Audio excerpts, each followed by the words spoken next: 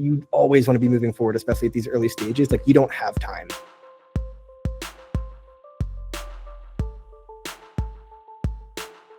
I'm Logan Weaver. I'm the founder and CEO of Surmount AI, and we're focused on making investment management 10 times more personalized.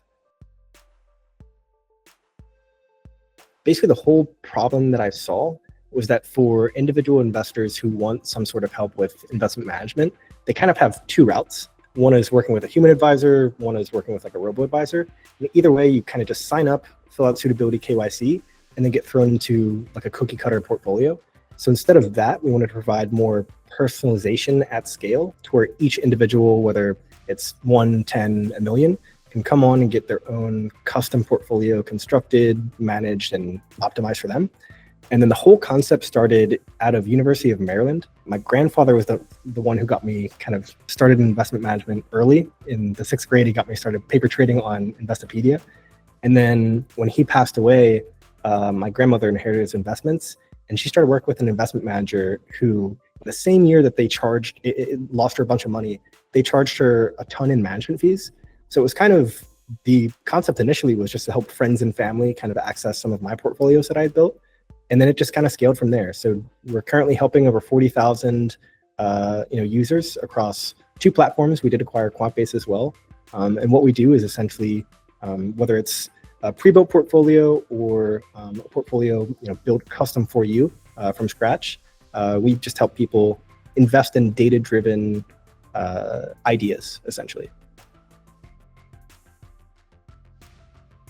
We had one advisor at the time, and she was a Techstars alumni, and I didn't really know what an accelerator was. And she kept saying, you need to look into an accelerator, into Techstars.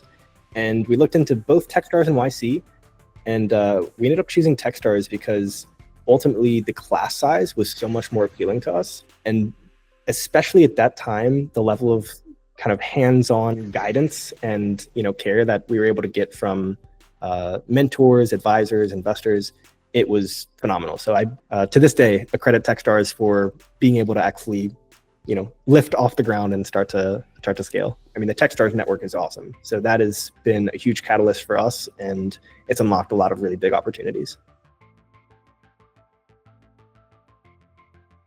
The first day of Techstars to this day, I think back to quite a bit, because Ryan Cooter, who was our managing director, legend, came in and essentially on day one got vulnerable. Kind of everybody ultimately let their guard down, and after he gave a presentation, all the companies were sitting around, and everybody, zero company did not say like, I don't know why I was selected. We all had crazy imposter syndrome. That opened a conversation that was really interesting and has been very beneficial to this day. Of regardless of what stage you are, everybody's still kind of figuring it out. And being able to lean on that network of companies of different sizes, scales, points of their business, I learned more in 3 months than I probably would have if I went and got an MBA.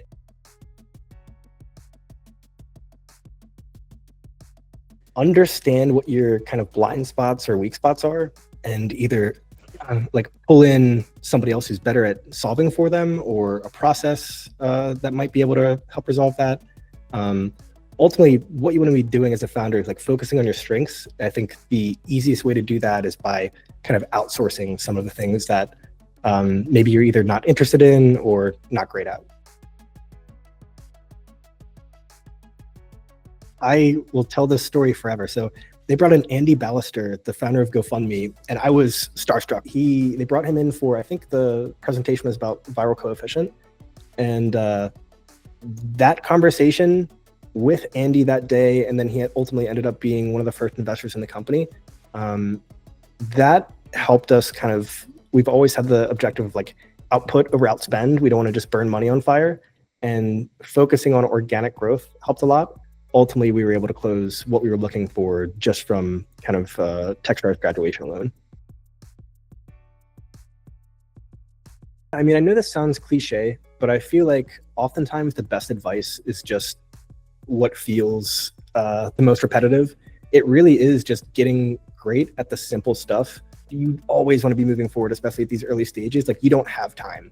So ultimately, I would say the best piece of advice that we've gotten is probably really just ship fast. Like, you always want to be data driven, data informed. You really take the qualitative, take the quantitative, talk to users is the best, thing ultimately. And when you're seeing trends, then really just don't be afraid to move fast on them. I don't know. I feel like recently we got invited to a business trip to Japan where we closed a lot of business specifically around like the B2B infrastructure as a service.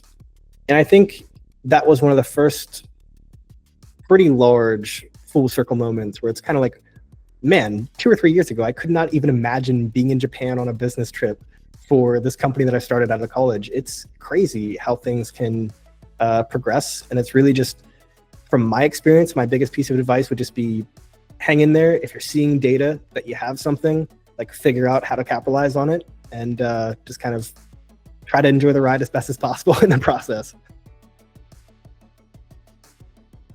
What I can share publicly is that internal accounts are coming to Surmount. We are rolling out the ability to not only invest in Surmount strategies through your Robinhood account or E-Trade account, but also create and fund an account with us.